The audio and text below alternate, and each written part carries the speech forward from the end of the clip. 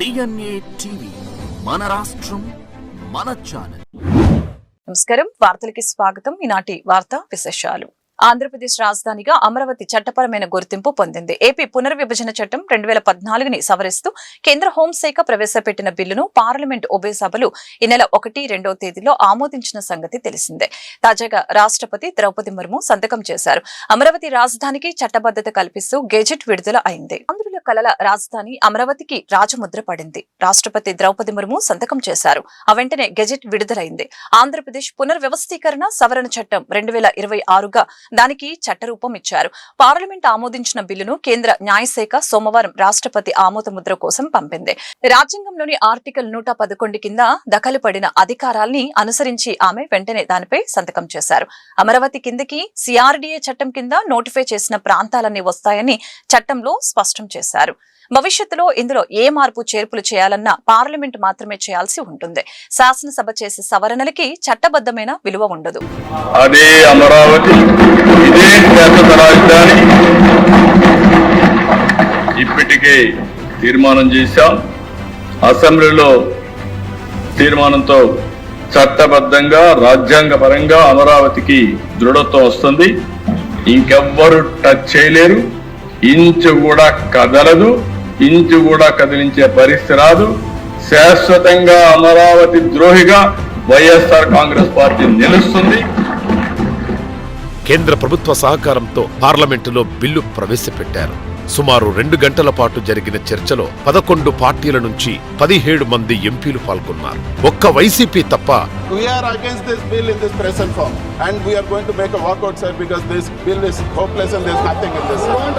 మిగిలిన అన్ని పార్టీలు బిల్లుకు మద్దతు తెలిపాయి. जो सदस्य इसके पक्ष में है वो हाँ कहे, जो सदस्य विरोध में है वो ना कहे. मेरे विचार में निर्णय हाँ वालों के पक्ष में हुआ, हाँ वालों के पक्ष में हुआ. హైదరాబాద్ లోని ఏపీఎన్ ఆంధ్రజ్యోతి కార్యాలయంపై వైసీపీ శ్రేణులు దాడి యత్నాన్ని ముఖ్యమంత్రి చంద్రబాబు నాయుడు తీవ్రంగా ఖండించారు. రాజధానిపై ఆంధ్రజ్యోతి రాసిన సంపాదకీయానికి సమాధానం చెప్పలేక రౌడీ మూకలతో మీడియా స్వేచ్ఛను హరించాలని చూడటం వైసీపీ రౌడీ సంస్కృతికి నిదర్శనమని ఆయన దుయ్యబట్టారు.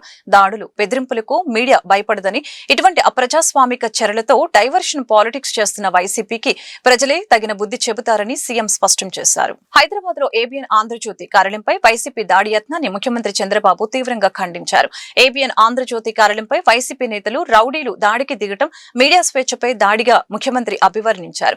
సొంతగా మీడియా సంస్థల్ని నడుపుతూ మీడియాను అడ్డుపెట్టుకుని అనీతిక చర్యలకు పాల్పడుతున్న వైసీపీ తమను ప్రశ్నించిన ఆంధ్రజ్యోతిపై ఆరోపణలు, దూషణలు చేయటం అసంబద్ధమని అన్నారు. వైసీపీ 5 ఏళ్ల పాలనలో మీడియా సంస్థలపై, ఆంధ్రజ్యోతిపై అనేక వేధింపులకు, కుట్రలకు పాల్పడిన నిబ్బరంగా నిలిచాయి తప్ప భయపడలేదని ముఖ్యమంత్రి ఈ సందర్భంగా గుర్తు చేశారు. 2019 నుంచి 24 మధ్య అమరావతి మహిళలు, రైతులు చేసిన త్యాగ ఫలమే నేటి అమరావతి అని ఎంపీ కేశినేని శివనాథ్ పేర్కొన్నారు. మోదీ, అమిత్ షా సహకారంతో అమరావతి రాజధానిగా ఉభయ సభల్లో చట్టబద్ధత కల్పించారని తెలిపారు. 3 రాజధానులు అనబట్టే జగన్ రెడ్డి 11 రెడ్డి అయ్యారని, ఇప్పుడు మావిగన్ అంటే ప్రజలు రాజకీయాల్లో లేకుండా నిన్ను తరిమి కొడతారని హెచ్చరించారు. ఆంధ్రప్రదేశ్ రాజధానిగా అమరావతికి రాజముద్ర పడిందని ఎంపీ కేశినేని శివనాథ్ అన్నారు. గురునానక్ కాలనీలో తన కార్యాలయంలో ఆయన మీడియాతో మాట్లాడారు. కేంద్ర ప్రభుత్వం గెజెట్ నోటిఫికేషన్ విడుదల చేయడంతో ఇక అమరావతి ఏపీకి ఏకైక శాశ్వత రాజధాని అని చట్టబద్ధంగా గుర్తింపు లభించిందని, ఈ తీర్మానంపై రాష్ట్ర ప్రజలంతా సంబరాలు చేసుకుంటున్నారని ఎంపీ తెలియజేశారు. ఆనాటి ప్రతిపక్ష నేతను ఒప్పించి రాష్ట్రం నడిబొడ్డున రాజధాని ఉండాలని నిర్ణయం తీసుకున్నారని తెలిపారు. అసెంబ్లీ వేదికగా 30,000 ఎకరాలు కావాలని జగన్ చెప్పారని అన్నారు. చంద్రబాబు నాయుడుపై నమ్మకంతో రైతులు 33,000 ఎకరాలు ఇచ్చారని అన్నారు. 2019 ఎన్నికల్లో ఇక్కడే ఇల్లు కట్టుకుంటా అమరావతిని అభివృద్ధి చేస్తా అని జగన్ నమ్మించారని ఎంపీ తెలిపారు. ఒక్క ఛాన్స్ అని ఓటు వేస్తే అమరావతిని అన్ని విధాలా నాశనం చేశారని ఆరోపించారు. 3 రాజధానుల పేరుతో రాష్ట్రంలో 3 ముక్కల ఆట ఆడారని విమర్శించారు. 2019 నుంచి 24 మధ్య అమరావతి మహిళలు, రైతులు చేసిన త్యాగ ఫలమే నేటి అమరావతి అని ఎంపీ తెలిపారు. చంద్రబాబు నాయుడు అమరావతిని ఆర్థిక శక్తిగా మార్చేలా ఎంతో తపన పడ్డారని అన్నారు. హైదరాబాద్ ను మించి అమరావతి అభివృద్ధి చెందాలని భావించారని అన్నారు. డిఆర్డీఓ ద్వారా శాటిలైట్ రీసెర్చ్ సెంటర్ ఓపెన్ చేశాం. విజయవాడ నగరంలో 3,900 కోట్లతో స్టామ్ వాటర్, డ్రింకింగ్ వాటర్ ఇవన్నీ కాకుండా ఈ సుందరమైన విజయవాడ నగరంలో 3 కాలువలు ఉన్నాయి. 3 కాలువల్లోనూ మురుగు రాకుండా మినీ ఎస్టీపీలు 25 మినీ ఎస్టీపీలు కట్టబోతున్నాం. వీటితో పాటు విజయవాడ నగరంలో ట్రాఫిక్ తగ్గే విధంగా ఇబ్రహీంపట్నం నుంచి కొనకదుర్గ గుడి వరకు ఫ్లైఓవర్ వేయబోతున్నాం. పండిట్ నెహ్రూ బస్ స్టాండ్ నుంచి బెంచ్ సర్కిల్ ఫ్లైఓవర్ అయిపోతున్నాం. బెంచ్ సర్కిల్ నుంచి పెనంలూరు ఫ్లైఓవర్ అయిపోతున్నాం. మెడికల్ కాలేజీ నుంచి నిడమానూరు దాకా ఫ్లైఓవర్ అయిపోతున్నాం. ఇన్ని పనులు చెప్పుకుంటా పోతే ఎన్నో సంవత్సరాలు 20 సంవత్సరాల నుంచి రామర్పాడులో ఆర్ఓబిలు ఆర్యూబీకి కావాలని కొనదల ప్రాంత ప్రజలందరూ కోరుకునే కొనదలలో 20 సంవత్సరాల కోరిక. ఎల్సీ నెంబర్ 316 స్టార్ట్ చేసాం, ఎల్సీ నెంబర్ 8 స్టార్ట్ చేసాం, సత్యనారాయణపురంలో స్టార్ట్ చేసాం. అన్నిటికన్నా బాంబే కాలనీ వాసులు 1,00,000 మంది ప్రజలు ఉన్నారు. వాళ్ళు మధురా నగర్కి రైల్వే అండర్ బ్రిడ్జ్ తీసుకొచ్చి బాంబే కాలనీ వాసులకి స్టేడియం వరకు స్ట్రైట్ రోడ్డు ఉండే విధంగా రోడ్డు తీసుకొస్తున్నాం. ఇవన్నీ మా ఎమ్మెల్యేలు నేను కలిసి చేసిన ఇటువంటి పనులు చెప్పుకుంటా పోతే ఎన్నో కార్యక్రమాలు. బందర్లో కానీ విజయవాడ కానీ ఒక అభివృద్ధి పదంలో తీసుకెళ్ళబోతున్నాం. ఇవాళ అమరావతి రేపు రాబోయే సెక్రటేరియట్ ఈ అమరావతిలో ప్రాంతమైన ఈ విజయవాడలో అమరావతి యొక్క సెక్రటేరియట్ కూడా నదికి అవతల పక్కన అడ్మినిస్ట్రేటివ్ క్యాపిటల్ కూడా రాబోతుంది. అంటే ఇదంతా కూడా ఈ విజయవాడ నగరం కూడా ఒక అమరావతి. అంతేకాకుండా గౌరవ ముఖ్యమంత్రి వర్యులు 2014లోనే గ్రేటర్ విజయవాడ చేయాలనుకున్నారు. ఆ గ్రేటర్ విజయవాడ కూడా మేము 2014-19 కోర్టు కేసులు వేయటం వల్ల ఆగిపోయింది. 2016లో కోర్టు కేసులన్నీ 2019లో కోర్టు కేసులు క్లియర్ అయినాయి. అయినా కూడా ఒక్కళ్ళు కూడా గ్రేటర్ విజయవాడ చేయలేకపోయారు. వీటన్నిటికీ తోడు గ్రేటర్ విజయవాడ చేయకుండా రకరకాల విన్యాసాలు చేశారు. తాడికడప మున్సిపాలిటీ అన్నారు, ఇంకో రకరకాల మున్సిపాలిటీలు చేసి ఎన్నో సంవత్సరాల విజయవాడ వాసుల ఒక సెంటిమెంట్, ఒక కోరిక, ఒక బలమైన సెంటిమెంట్ విజయవాడ గ్రేటర్ విజయవాడని మీరు చంపేస్తే మేము అధికారంలోకి రాగానే మళ్ళీ గ్రేటర్ విజయవాడ ప్రయత్నాలు మళ్ళీ మొదలుపెట్టాం. సెన్సస్ వల్ల గ్రేటర్ విజయవాడ లేట్ అయింది. రేపు మార్చికి సెన్సస్ పూర్తవుతాయి. మార్చి తర్వాత అందరం ఎమ్మెల్యేలు అందరం ఎంపీలు కూడా ఏకగ్రీవంగా గ్రేటర్ విజయవాడ కావాలనుకున్నాం. అటు బాలశౌరి గారు కానీ, అటు పెనంలూరు ఎమ్మెల్యే గారు కానీ, గన్నవరం ఎమ్మెల్యే గారు కానీ, విజయవాడ లోకల్ ఎమ్మెల్యే. అమెరికా అధ్యక్షుడు డొనాల్డ్ ట్రంప్ యుద్ధోన్మాదంతో ప్రపంచ దేశాలకు ముప్పు వాటిల్లుతుందని సిపిఐ జాతీయ కార్యదర్శి కె రామకృష్ణ అన్నారు. ట్రంప్ నిరంకుశ వైఖరిపై ప్రధాని మోదీ మౌనం వహించడం సిగ్గుచేటని అన్నారు. పెరిగిన గ్యాస్, నిత్యావసరాల ధరలతో సామాన్యులు, హోటల్ నిర్వాహకుల అవస్థలు పడుతున్నా కేంద్రం పట్టించుకోవటం లేదని తెలియజేశారు. ఏపీకి అమరావతి ఏకైక రాజధాని అని 2 ఏళ్లలో నిర్మాణాలు పూర్తి చేయాలని కోరారు. విజయవాడ హనుమాన్పేటలోని దాసరి భవన్లో సిపిఐ జాతీయ కార్యదర్శి రామకృష్ణ విలేకరులతో మాట్లాడారు. సమావేశంలో ఆయన మాట్లాడుతూ ఇరాన్, క్యూబా, వెనిజులాపై అమెరికా ఆకృత్యాలు, క్యూబాపై ఎకానమిక్ బాంబింగ్ ను అమెరికా ఎంపీలు ఖండిస్తున్నారని, ఆయన ట్రంప్ నిరంకుశంగా వ్యవహరిస్తున్నాడని మండిపడ్డారు. ట్రంప్ నిరంకుశ వైఖరిపై ప్రధాని మోదీ మౌనం వహించడం సిగ్గుచేటని చెప్పారు. పెరిగిన గ్యాస్, నిత్యావసరాల ధరలతో సామాన్యులు, హోటల్ నిర్వాహకులు అవస్థలు కేంద్రం పట్టించుకోవటం లేదని తెలియజేశారు. వేదవతి, గుండ్రేవుల ప్రాజెక్టుల్ని నిధులు ఇవ్వకుండా నిర్లక్ష్యం చేస్తున్నారని, పెండింగ్ ప్రాజెక్టుల్ని వెంటనే పూర్తి చేయాలని మండిపడ్డారు. ఏపీకి అమరావతి ఏకైక రాజధాని అని 2 ఏళ్లలో నిర్మాణాలు పూర్తి చేయాలని తెలిపారు. ఆయన ఏమనుకుంటారో నాకైతే అర్థమయ్యేది. ఆయన ఏం చెప్తే అదే ప్రజలంతా నమ్ముతారేమో అనుకుంటారు. అసలు నిన్న అనంతపురం జిల్లా యాడికి పోయారు. యాడికిలో ఆయన ఇప్పుడు ఏం చెప్తా ఉన్నాడు, రాయలసీమ ప్రాంతానికి 200-300 టీఎంసీల నీళ్లు కావాలి, ఆ నీళ్ళు వచ్చి ఈ ప్రాంతం అంతా అభివృద్ధి అవుతుంది. ఈ ప్రాంతం అభివృద్ధి కావాలంటే నీళ్లు అక్కడి నుంచి డైవర్షన్ చేయాలి. దాదాపు 3000 టీఎంసీలు గోదావరి నదీ జలాలు సముద్రంలోకి వృధాగా పోతూ ఉన్నాయి. 1500 టీఎంసీలు కృష్ణా జలాలు సముద్రంలోకి ఉన్నాయి. కాబట్టి అక్కడ 1000 టీఎంసీలు సముద్రంలోకి వృధాగా పోకుండా వాటన్నిటిని కూడా ఇక్కడ డైవర్ట్ చేస్తే కనీసం 200-300 టీఎంసీలైనా డైవర్ట్ చేస్తే బ్రహ్మాండంగా ఈ ప్రాంతం అంతా అభివృద్ధి అవుతుంది. నేను ముఖ్యమంత్రి గారిని అడిగేది ఏమంటే, మీరు ఈ మాట ఎప్పటి నుంచి చెప్తా ఉన్నారని నేను. మీరు 1995లో ముఖ్యమంత్రి అయినప్పటి నుంచి ఇప్పుడు వరకు అదే పాడిందే పాడగా పాచిపల్ల దాసరని అదే పాట పాడతాను. మీరు పాటే మార్చడంలే, అదే పాట. ఇంకా ఎన్నేళ్ళు చెప్తామని నేను అడుగుతాను. ఇంకా ఎన్నేళ్ళు పడుతుంది? నీవు మొదటిసారి ఉమ్మడి ఆంధ్రప్రదేశ్ రాష్ట్రానికి ముఖ్యమంత్రిగా ఉన్నప్పుడు ఆ రోజు ఏదైతే శంకుస్థాపన చేశావో, హంద్రీనివా ప్రాజెక్టు శంకుస్థాపన చేశావు, పూర్తి కాలే, 30 ఏళ్ళు బా. అదేవిధంగా గాలేరు నగరికి శంకుస్థాపన చేశావు, అది కూడా 30 ఏళ్ళు. ప్రజా సమస్యల పరిష్కారమే ధ్యేయంగా పనిచేస్తున్నామని మైలవరం ఎమ్మెల్యే వసంతకృష్ణ ప్రసాద్ తెలిపారు. వచ్చిన అర్జీలను పరిశీలించి సంబంధిత శాఖల ద్వారా ప్రాధాన్యత క్రమంలో పరిష్కరిస్తున్నట్లు ఆయన వివరించారు. మైలవరం శాసనసభ్యుడు వసంతకృష్ణ ప్రసాద్ కొండపల్లి పురపాలక సంఘం కార్యాలయంలో జరిగిన ప్రజా దర్బార్ కార్యక్రమంలో పాల్గొన్నారు. ఈ సందర్భంగా ప్రజల నుంచి వచ్చిన అర్జీలను స్వీకరించారు. కొన్ని సమస్యల్ని సంబంధిత శాఖల అధికారులతో చర్చించి అక్కడికక్కడే పరిష్కరించారు. ఈ సందర్భంగా మైలవరం ఎమ్మెల్యే వసంతకృష్ణ ప్రసాద్ మాట్లాడారు. వచ్చిన అర్జీలను పరిశీలించి సంబంధిత శాఖల ద్వారా ప్రాధాన్యత క్రమంలో పరిష్కరిస్తున్నట్లు ఆయన తెలిపారు. దీంట్లో వివిధ సమస్యల మీద 60 ఫిర్యాదులు వచ్చినాయి. కొన్ని మంచినీటి సమస్య పరిష్కరించమని, కొన్ని నివేశన స్థలాల కోసం, కొన్ని పెన్షన్ల కోసం, ఇట్లా రకరకాల సమస్యల మీద రావటం జరిగింది. ఇవన్నీ కూడా క్రమానుగుణంగా మున్సిపల్ కమిషనర్ గారు ఇక్కడే ఉన్నారు. వారి ఎన్ని ఈరోజు సాయంత్రం కల్లా వాళ్ళకి పంపిస్తాం. అట్లాగే హౌసింగ్ వాళ్ళకి సంబంధించిన సమస్య ఏ విభాగాలకు సంబంధించి ఆ విభాగాలకు రెవెన్యూ వాళ్ళకి పంపించి వాటిని ఫాలోఅప్ చేసి సత్వరం పరిష్కారం కావాలి అనే దీంతో పనిచేస్తూ ఉన్నాం. తప్పకుండా ఈ కార్యక్రమం నిరంతరం కొనసాగుతుంది. ప్రజా సమస్యల పరిష్కారమే లక్ష్యంగా పనిచేస్తాం ఈ కూటమి ప్రభుత్వం తరఫున అని చెప్పి తెలియజేస్తూ, అట్లాగే ఇటీవల అసెంబ్లీలో తీర్మానం, పార్లమెంట్లో చట్టం, రాజ్యసభ ఆమోదం పొందిన మన రాజధాని అమరావతి అని చెప్పి తీర్మానం చేసినందుకు అటు ప్రధానమంత్రి నరేంద్ర మోడీ గారికి, ఇక్కడ బాధ్యత తీసుకున్నటువంటి చంద్రబాబు నాయుడు గారికి, అట్లాగే పవన్ కళ్యాణ్ గారికి కృతజ్ఞతలు తెలియజేస్తూ, ఈ ప్రాంతంలో రాజధాని వస్తుంటే దాన్ని జగన్మోహన్ రెడ్డి గారు కుట్రపన్ని గత ప్రభుత్వ హయాంలో 3 రాజధానులు అని చెప్పి నాటకాలాడి చివరికి ఏదీ చేయకుండా ఈరోజు వస్తూ ఉంటే రాజధాని మళ్ళీ చివరి నిమిషంలో కావాలని చెప్పి మావిగానని చెప్పి మళ్ళీ ఇంకో కొత్త నాటకానికి తెరతీసి ఈ ఆంధ్ర రాష్ట్రం బాగుపడటం జగన్మోహన్ రెడ్డి గారికి సుతారం ఇష్టంగా నాకు అనిపించట్లేదు.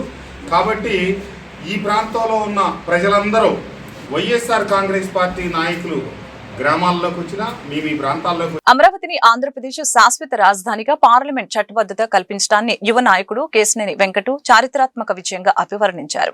బిల్లు ఆమోదం కోసం కృషి చేసిన కూటమి నేతలకు ప్రత్యేక కృతజ్ఞతలు తెలిపారు. ప్రజల ఆకాంక్షలకు అనుగుణంగా అమరావతి అభివృద్ధి దిశగా ప్రభుత్వం వేగంగా ముందుకు సాగుతుందని చెప్పారు. రాబోయే రోజుల్లో అమరావతిని దేశంలోనే అగ్రగామి రాజధానిగా అభివృద్ధిలో నెంబర్ 1 స్థానంలో నిలబెట్టేలాగా కృషి చేస్తామని విశ్వాసం వ్యక్తం చేశారు. నవ్యాంధ్ర రాజధాని అమరావతి సమగ్ర అభివృద్ధి కోసం ఆకాంక్షిస్తూ నవ్యాంధ్రప్రదేశ్ చాత్తాద శ్రీ వైష్ణవ సంఘం ఆధ్వర్యంలో అమరావతి పవిత్ర జలహారతి కార్యక్రమం దుర్గాఘాట్ వద్ద భక్తి శ్రద్ధలతో నిర్వహించారు. కార్యక్రమానికి ముఖ్య అతిథిగా కేశినేని శివనాథ్ తనయుడు యువ నాయకుడు కేశినేని వెంకటు పాల్గొని ప్రత్యేక పూజలు నిర్వహించారు. కృష్ణానదికి జలహారతి సమర్పించారు. ఈ సందర్భంగా ఆయన మీడియాతో మాట్లాడారు. రాష్ట్ర భవిష్యత్తు అభివృద్ధికి అమరావతి కీలక పాత్ర పోషిస్తుందని తెలిపారు. అమరావతిని ఆంధ్రప్రదేశ్ శాశ్వత రాజధానిగా పార్లమెంట్ చట్టబద్ధత కల్పించడాన్ని చారిత్రాత్మక విజయమని ఈ సందర్భంగా అభివర్ణించారు. రాష్ట్ర రాజధాని అమరావతిని శాశ్వత రాజధానిగా ప్రకటిస్తూ పార్లమెంట్ లో బిల్లును ఆమోదించడం చారిత్రాత్మక విజయమని అన్నారు. అమరావతి త్వరితగతిన అభివృద్ధి చెందాలని ఆకాంక్షించారు. సందర్భంగా ఈరోజు ఇక్కడ హారతి ఇవ్వడం జరిగింది. ఈ అమరావతి బిల్లు ఈ ఎన్డీఏ కూటమిలో వస్తాం మా అందరికీ చాలా ఆనందకరం. ఇంకా ఇవాళ ఒక చాలా హిస్టరీలో గుర్తుండిపోయే రోజు. ఈ అమరావతి బిల్ తీసుకొచ్చిన ఎన్డీఏ గవర్నమెంట్కి, నారా చంద్రబాబు నాయుడు గారికి, లోకేష్ అన్నకి, పవన్ కళ్యాణ్ గారికి, కూటమి ఎంపీలకి, ఇంకా అదేవిధంగా ఈ బిల్ని సపోర్ట్ చేసిన పార్లమెంట్లో ప్రతి పార్టీకి మా ధన్యవాదాలు. అదేవిధంగా చంద్రబాబు నాయుడు గారు ఇక్కడ ఉన్న అన్ని రాష్ట్రాలని అభివృద్ధి చేసి, అదేవిధంగా విజయవాడని కూడా అదే దృష్టితో గ్రేటర్ చేసి ఈ విధంగా అమరావతి ప్రతి శుభకార్యాన్ని ప్రజాసేవతో ప్రారంభించడం తెలుగుదేశం పార్టీకి ప్రత్యేకమైన సాంప్రదాయమని ఆ పార్టీ యువనేత బోండా సిద్ధార్థ తెలిపారు. ప్రతి కార్యకర్త సేవా దృక్పథంతో ముందుకు రావాలని అన్నారు. రాబోయే రోజుల్లో కూడా ఇలాంటి కార్యక్రమాలను మరింత విస్తృతంగా నిర్వహించాలని ఆయన ఆకాంక్షించారు. విజయవాడ సెంట్రల్ నియోజకవర్గం 58వ డివిజన్ సాయిబాబా గుడి సెంటర్ వద్ద సెంట్రల్ శాసనసభ్యులు బోండా ఉమామేశ్వరరావు సూచన మేరకు వేసవి కాలంలో ప్రజల దాహార్తిని తీర్చేందుకు ఏర్పాటు చేసిన చలివేంద్రాన్ని ఘనంగా ప్రారంభించారు. ఈ సందర్భంగా ఆయన మాట్లాడారు. పార్టీ కార్యకర్త సుల్తానా ఈశ్వర్ కుమార్తె హనిశ్రీ జన్మదినోత్సవాన్ని పురస్కరించుకుని ఈ సేవా కార్యక్రమాన్ని నిర్వహించడం విశేషం. ఈ సందర్భంగా ఏర్పాటు చేసిన చలివేంద్రం ద్వారా పాఠశాల విద్యార్థులు, వాహనదారులు, స్థానిక ప్రజలకు చల్లని మజ్జిగ పంపిణీ చేశారు. ఈ కార్యక్రమానికి ముఖ్య అతిథిగా విచ్చేసిన టీడీపీ యువ నాయకులు బోండా సిద్ధార్థ, చిన్నారి అనిశ్రీతో కలిసి కేక్ కట్ చేసి జన్మదిన శుభాకాంక్షల్ని తెలియజేశారు. ప్రతి కార్యకర్త సేవా దృక్పథంతో ముందుకు రావాలని, రాబోయే రోజుల్లో కూడా ఇలాంటి కార్యక్రమాలను మరింత విస్తృతంగా నిర్వహించాలని ఆకాంక్షించారు. ఈ కార్యక్రమంలో మాజీ కార్పొరేటర్ పిరియ జగదాంబ, డివిజన్ అధ్యక్షులు కుర్మాపు దుర్గారావు, ప్రధాన కార్యదర్శి మల్లంపాటి రవికుమార్, ఇన్ఛార్జు పిరియ సోమేశ్వర, సెంట్రల్ నియోజకవర్గ మహిళా అధ్యక్షురాలు దాసరి ఉదయశ్రీ, క్లస్టర్ అలా తారక రామారావు, చిట్టితల్లి, ఎండి గౌసియా, ఎస్కే ఫర్విన్ తదితరులు పాల్గొన్నారు. మా తెలుగుదేశం పార్టీ కార్యకర్త బూత్ ఇన్ఛార్జ్ అయినటువంటి సుల్తానా దుర్గారావు గారి కుమార్తె అనీశ్రీ జన్మదిన సందర్భంగా ఈరోజు వేసవి సమీపిస్తున్న తరుణంలో ఇక్కడ ఒక మంచి కార్యక్రమానికి శ్రీకారం చుట్టడం జరిగింది. మజ్జిగ పంపిణీని ఇక్కడ ఏర్పాటు చేసి ఇక్కడికి వచ్చిపోయే వాళ్ళందరికీ కూడా మజ్జిగని తన జన్మదిన సందర్భంగా ఇవ్వాలనే తన ఒక మంచి ఆలోచనని అభినందించాలనే ఒక ఉద్దేశంతో ఇక్కడ నేను రావటం, తద్వారా ఈ కార్యక్రమాన్ని ప్రారంభించడం చాలా సంతోషంగా ఉంది. ఎందుకంటే విజయవాడ సెంట్రల్ నియోజకవర్గంలో ఎప్పుడైతే ఎమ్మెల్యేగా బోండమ్మ గారు ప్రమాణ స్వీకారం చేశారో 2014లో, అప్పటి నుంచి వరకు కూడా ఇప్పటి వరకు ఏ కార్యకర్త నాయకుడు పుట్టినరోజైనా ఏదో మంచి శుభకార్యమైనా అది ప్రజాసేవతోనే మొదలవ్వాలని ఒక ఆయన ఆలోచనని ఉదాహరణగా తీసుకుని ప్రతి ఒక్క కార్యకర్త నాయకులు పాటించడం అనేది చాలా ఆనందకరం. ఈ సాంప్రదాయాన్ని దాదాపు 15 ఏళ్ళుగా మేము కొనసాగిస్తున్నాం. అది మా ఇంట్లో ఏ పుట్టినరోజైనా సరే, మా నాయకులదైనా సరే ఒక మంచి కార్యక్రమంతో శ్రీకారం చుట్టడం అనేది ఆనవాయితీగా వస్తున్న తరుణంలో ఈరోజు ఇటువంటి ఒక మంచి కార్యక్రమాన్ని అంత చిన్న వయసులోనే ఇలా చేస్తే బాగుంటుందని ఒక ఆలోచనతో ముందుకు రావడం చాలా సంతోషకరం. రాబోయే రోజుల్లో కూడా ప్రతి ఒక్కళ్ళు కూడా విజయవాడ 10వ డివిజన్ న్యూ పోస్టల్ కాలనీలో నిలిచిపోయిన డ్రైనేజీ సమస్యని వారం రోజుల్లోగా పరిష్కరించేందుకు కృషి చేస్తామని ఎమ్మెల్యే గద్దె రామ్మోహన్ హామీ ఇచ్చారు. ఆటోనగర్ అభివృద్ధి కోసం 100 కోట్ల రూపాయల CRDA నిధులతో 3 కీలక రోడ్ల నిర్మాణానికి మంత్రి నారాయణ చేతుల మీదుగా నేడు శంకుస్థాపన చేస్తున్నట్లు ఆయన ప్రకటించారు. విజయవాడ తూర్పు నియోజకవర్గ ఎమ్మెల్యే గద్దె రామ్మోహన్ రావు 10వ డివిజన్ న్యూ పోస్టల్ కాలనీ 2వ లైన్లో పర్యటించి స్థానిక డ్రైనేజీ సమస్యని స్వయంగా అడిగి తెలుసుకున్నారు. ఈ సందర్భంగా ఆయన మీడియాతో మాట్లాడారు. ఆటోనగర్ ప్రజల ప్రయోజనాల దృష్ట్యా సుమారు 100 కోట్ల రూపాయల CRDA నిధులతో 3 కీలకమైన రోడ్ల నిర్మాణానికి నేడు మంత్రి నారాయణ చేతుల మీదుగా శంకుస్థాపన చేస్తున్నట్లు వెల్లడించారు. మంగళవారం ఉదయం తన పర్యటనలో భాగంగా Tikkala road, Nirmala convent road, polytechnic college రోడ్లో ఎలా college road, ESA hospital, Gunadala ప్రాంతాలని పర్యటించారు. క్షేత్రస్థాయిలో నగరంలో జరుగుతున్న డీసిల్టింగ్ పనుల్ని పరిశీలించారు. ఈ సందర్భంగా కమిషనర్ మాట్లాడారు. వర్షం కురిసినప్పుడు రోడ్డు పైన నీటి నిల్వలు ఉండే ప్రాంతాలలో Nirmala convent, Penamaneni polyclinic road, ESA hospital తరచుగా ఉంటాయి కాబట్టి ముఖ్యంగా అటువంటి ప్రాంతాలలో డీసిల్టింగ్ పనుల్ని పూర్తి స్థాయిలో చేయాలని అన్నారు. సాయంత్రం 5 గంటలకి మన మంత్రివర్యులు నారాయణ గారి చేతుల మీద కూడా విజయవాడ నగరానికి అవసరమైన 3 రోడ్లు, అంటే రోడ్లు ఒకటి విజయవాడ సంబంధించిన రోడ్డు అయినా మిగతా 2 కూడా, ఒకటి గన్నవరం నియోజకవర్గం, రెండోది పెనమలూరు నియోజకవర్గానికి. ఆ రోడ్ల వలన అక్కడ ప్రజలకి లేదా రైతులకి వీళ్ళందరికీ కొంత లాభం వచ్చినా విజయవాడ ఆటో నగర్కి మంచి దారులు ఏర్పడిపోతున్నాయి. సుమారు 100 కోట్ల రూపాయలు ప్రత్యేకమైన నిధులు నారా చంద్రబాబు నాయుడు గారి సహకారంతో మంత్రివర్యులు నారాయణ గారు CRDAని చెప్పించడం జరిగింది. ఎందుకంటే ఆటో నగర్కి లారీలు వచ్చే దారి లేక వ్యాపారాలు సన్నగిలుతున్నాయని చెప్పి ఆటో నగర్లో ఉన్న ఆ షెడ్లు, మెకానిక్లు అందరూ కూడా ఇబ్బంది పడుతూ ఉంటే వారి కోసం ప్రత్యేకంగా 100 కోట్ల రూపాయలని CRDA నుంచి తీసుకుని 3 రోడ్ల నిర్మాణం ఈరోజు శంకుస్థాపన చేస్తా ఉన్నాం. అది ఒక మంచి పరిణామం. ఇక డ్రైన్ల కోసం విజయవాడకి ప్రధానమైన సమస్య మన నియోజకవర్గం కానీ, తూర్పు నియోజకవర్గం కానీ, లేకపోతే సెంట్రల్ కానీ, వెస్ట్ కానీ సైడ్ డ్రైన్స్ వర్షం కురిసినప్పుడు ఆ డ్రైన్ నుండి కూడా పొంగి, వర్షం లేనప్పుడు కూడా పొంగే పరిస్థితి ఉంది. ఎందుకంటే L&T వారు మొదలుపెట్టిన కార్యక్రమాన్ని సగంలోనే జగన్మోహన్ రెడ్డి గారి ప్రభుత్వం వాళ్ళని ఇబ్బందులు పెట్టి వాళ్ళు వర్క్ వదిలేసి వెళ్ళేటట్టుగా చేసిన సందర్భంలో అది అసంపూర్తిగా ఉండటం వలన దళిత క్రైస్తవుల హక్కుల సాధన ధ్యేయంగా కేంద్ర రాష్ట్ర ప్రభుత్వాల మౌనం వీడాలని Indian Christian Federation founder national president doctor George Srimanthulu పేర్కొన్నారు. మంగళవారం గాంధీనగర్ స్థానిక ప్రెస్ క్లబ్ లో భారతీయ క్రైస్తవ సమైక్య ఆధ్వర్యంలో ఏర్పాటు చేసిన విలేకరుల సమావేశంలో ఆయన మాట్లాడారు. 1950లో వెలువడిన రాష్ట్రపతి ఉత్తర్వుల వల్ల దళితులు తమ మత స్వేచ్ఛను కోల్పోయారని, క్రైస్తవ మతాన్ని స్వీకరించిన దళితులకు ఎస్సీ హోదాను నిరాకరించడం రాజ్యాంగ విరుద్ధమని ఆయన విమర్శించారు. 2005లో యూపీఏ ప్రభుత్వం నియమించిన జస్టిస్ రంగనాథ్ మిశ్రా కమిషన్ దళిత క్రైస్తవులకు ఎస్సీ హోదా ఇవ్వాలని స్పష్టమైన నివేదిక ఇచ్చినప్పటికీ నేటికి అది అమలుకు నోచుకోలేదని ఆవేదన వ్యక్తం చేశారు. గతంలో చంద్రబాబు నాయుడు, వైఎస్ రాజశేఖర రెడ్డి, జగన్మోహన్ రెడ్డి వంటి నాయకులు అసెంబ్లీలో తీర్మానాలు చేసినా కేంద్ర ప్రభుత్వం నుంచి ఎటువంటి సానుకూల స్పందన రాలేదని గుర్తు చేశారు. త్వరలో కలెక్టరేట్ ముట్టడి, తదుపరి అసెంబ్లీ ముట్టడి, తదుపరి పార్లమెంట్ ముట్టడి ఉంటుందని ఈ సందర్భంగా హెచ్చరించారు. కార్యక్రమంలో reverend doctor K Rajababu, IFC general secretary bishop G John Prasad, doctor Mandapalli Sam, senator Akumar Samuel, IFC రాష్ట్ర మరియు జిల్లా స్థాయి ప్రతినిధులు, వివిధ చర్చిల పాస్టర్లు మరియు క్రైస్తవ సంఘాల నాయకులు పాల్గొన్నారు.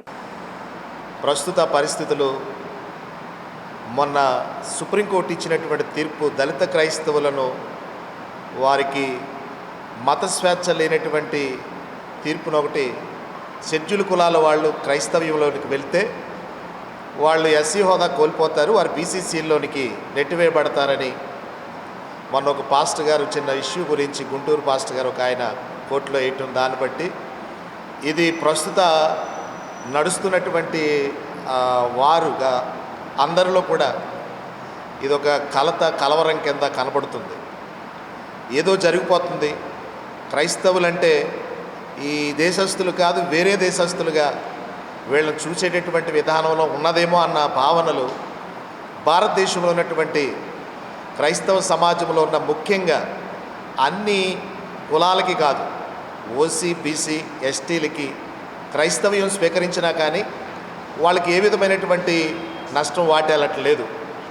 కానీ క్రైస్తవ్యంలోనికి వచ్చినటువంటి షెడ్యూల్ కులాలకు మాత్రమే ఇది వివక్షగా సుప్రీంకోర్టు న్యాయస్థానం కూడా తీర్పు ఇవ్వటం, ప్రెసిడెన్షియల్ ఆర్డర్ 1950 ఎస్సీ 3వ పేరాను దాన్ని అనుసుగా తీసుకుని ఇది చెల్లదని చెప్పి భావించటం అన్న దాని గురించి ఈరోజు దేశవ్యాప్తంగా ఉన్నటువంటి యావత్ దళిత క్రైస్తవులే కాకుండా ఇక్కడ ఉన్నటువంటి సమాజం కూడా ఈ విషయంలో దళిత సంఘాలు కూడా, ఎస్సీ షెడ్యూల్ కులాల సంఘాలు, అలాగనే క్రైస్తవ సంఘాలు ప్రస్తుత పరిస్థితులను బట్టి మనం చూస్తూ ఉంటుంటే క్రైస్తవుల్లో ఏదో ఒక ఆందోళన, చర్చికి వెళ్తే మీ రిజర్వేషన్లు కోల్పోతారని ఇదొక భూతం కింద చూపించి భయపెట్టేటటువంటి రీతిలో కనబడుతుంది.